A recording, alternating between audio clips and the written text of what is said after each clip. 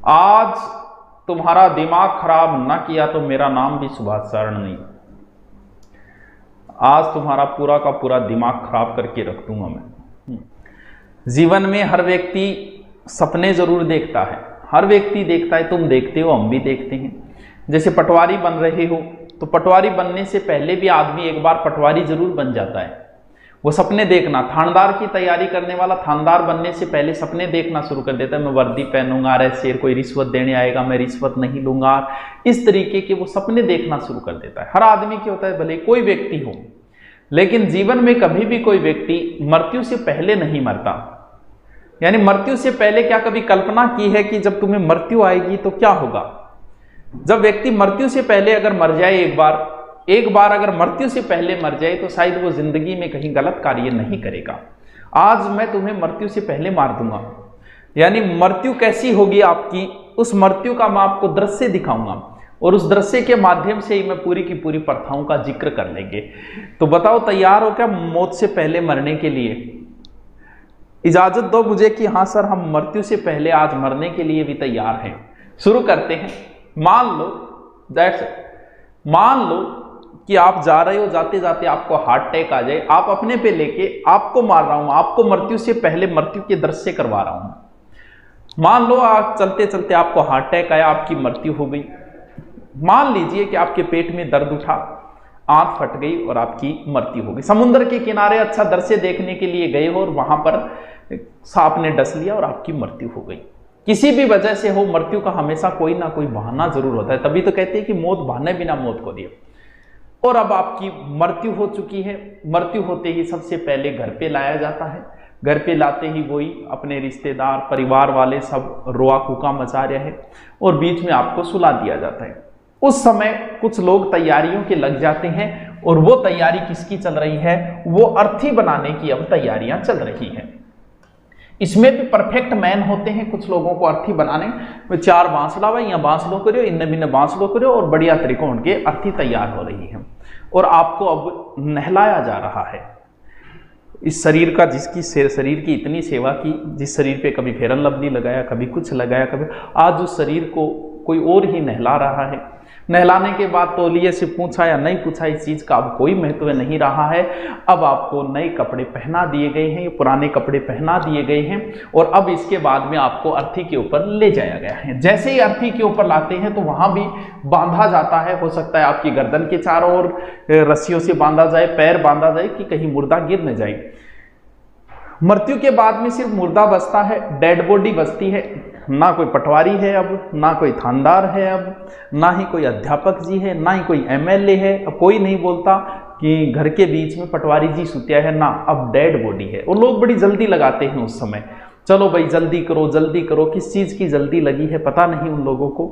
जाना सबको यही है। एक दिन उसकी धाक सैकड़ों में थी, उसकी धाक सैकड़ों में थी, गिनती उसकी शहर के बड़ों बड़ों में थी। दफन 6 फुट के गड्ढे में कर दिया, जबकि जमीन तो उसके नाम एकड़ों में थी। तो अब अर्थी के ऊपर ले जाया गया है। चारों ओर माहौल, लोगों को बुलाया जा रहा है। ये जो बुलाने की प्रोसेस होती है इसे पानीवाड़ा कहा जाता है। पानीवाड़ा यानी लोगों को सूचना दी जाती है, फोन की घंटियां बज रही है, इधर उधर लोगों को बुलाया जा रहा है। कुछ लोग खाना पूर्ति करने के लिए आए हैं, क्योंकि समाज में रहते हैं तो आना भी जरूरी होता है।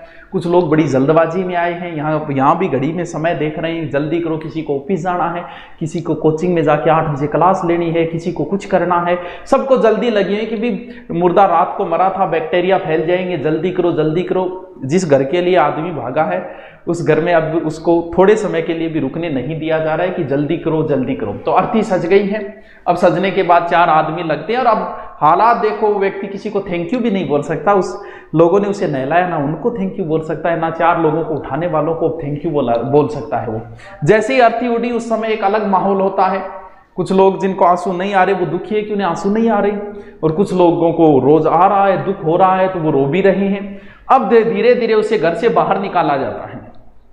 कुछ में तो अर्थी सजती है और कुछ में बैकुंठी होती है। कुछ समाज में ऐसे भी है जिन्हें बैठकर ले जाया जाता है। तो बैकुंठी के अंदर क्या होता है, मर्द व्यक्ति को बैठाकर ले जाया जाता है। उसे क्या कहा जाता है, साधु संत वगैरह, और कुछ जातियों में भी होता है ये। तो वहां पर क्या निकलती है, बैकुंठी निकलती है। अब जब लोग हैं ये बीच की एक छोटी सी प्रोसेस पिंडदान होती है, बाद में ही होता है ये पिंडदान वैसे। तो ये पिंडदान की प्रोसेस है, सबको पता होगा, जौ से बना पिंड जो मृत व्यक्ति को दिया जाता है, तो ये पिंडदान की प्रोसेस है। और पानी बाड़ा होता है, सबको सूचना दी जाती है, सब लोग आते हैं, रिश्तेदार वगैरह सबको बुलाया जाता है। घर से निकलने के बाद पीछे 40 आदमी है कि 4 आदमी है कि 400 आदमी है कि 4000 है, क्या महत्व रह गया इन चीज़ों का, कोई नहीं देखता कितने आदमी, क्योंकि जाना तो उसी शमशान भूमि में। 4000 है तो भी शमशान भूमि की ओर ले जाएंगे, 400 है तो भी शमशान भूमि की ओर ले जाएंगे। धीरे धीरे आप घर से दूर होते जा रहे हो और धीरे धीरे आप शमशान भूमि के अब नजदीक होते जा रहे हो। तो बीच में एक छोटी सी बीच में प्रोसेस चलती है, जब शमशान भूमि के लोग बातें तो कर रहे हैं, कोई बीड़ी पी रहा है, कोई कुछ कर रहा है, कुछ बातें कर रहे हैं, अच्छा आदमी था, भला आदमी था, रात मिला था, परसों मिला था, गरीब था कि अमीर था, अब कोई महत्व नहीं है कि वो गरीब था कि अमीर था। तो ये दंडोत प्रोसेस होती है जो बेटा पोतों द्वारा की जाती है, यानी दंडवत होता है शमशान ले जाते समय, और बेटे या पोते जो बैकुंठी है, अर्थी है, उसको प्रणाम करते हैं। वो एक तरीके की प्रोसेस होती है जो कई जगह अपनाई जाती है, कई जगह नहीं अपनाई जाती। धीरे धीरे शमशान भूमि नजदीक आती जा रही है और बिखेर भी प्रारंभ कर देते हैं। कुछ लोग कभी फूल वगैरह बिखारते हैं, कुछ पैसे वगैरह बिखारते हैं, तो बिखेरते हुए आप शमशान भूमि की ओर चल रहे हैं। अब बीच का आधा घंटा आ गया, जिसे कहा जाता है ना, यानी आप घर से दूर होते जा रहे हो, शमशान भूमि के नजदीक आते जा रहे हो और बीच में आ गया आधा घंटा। वहां आते ही एक आघेटा प्रोसेस अपनाई जाती है, यानी उसमें बदला जाता है, आगे वालों पीछे, पीछे वाला आगे प्रोसेस की जाती है, जिसे क्या कहा जाता है, जिसे आगेटा कहा जाता है, यानी रास्ते में पलटा जाता है।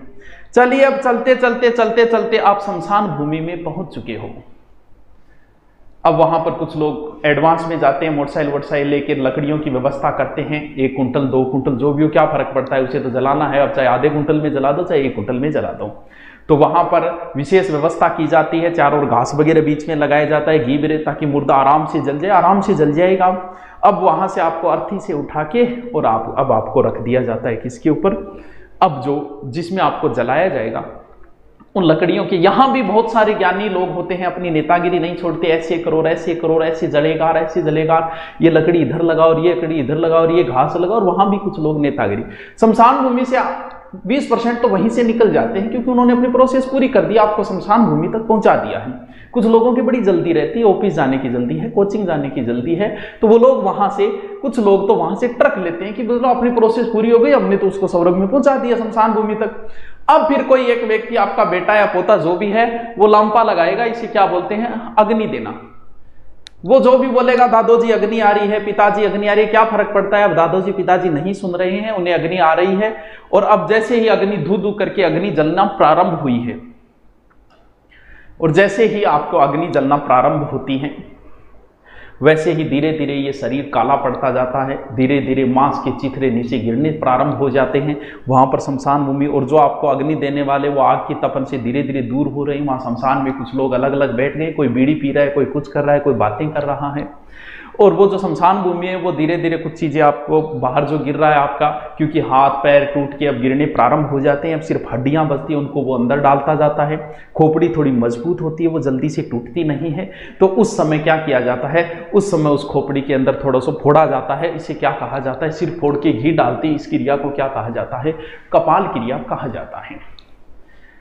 अब धीरे धीरे वो कहते हैं कि चलो भाई, जो शमशान भूमि के अंदर है उसे कहते हैं कि 3 दिन बाद आएंगे फूल चुगने के लिए। फूल तो जो था वो गया, अब कुछ भी चुगने, उसे फूल बोलो तुम या हड्डियां बोलो, कुछ भी बोलो, हड्डियां चुगने आ रहे हो, फूल चुगने आ रहे हो, जो भी आ रहे हो, संभल के रखना, ये फूल किसी दूसरे में नहीं मिले, क्योंकि उसके बाद में कुछ दांत वगैरह कुछ बच जाते हैं जो थोड़े सुदृढ़ होते हैं, तो वो लेने के लिए 2 या 3 दिन बाद हम आएंगे।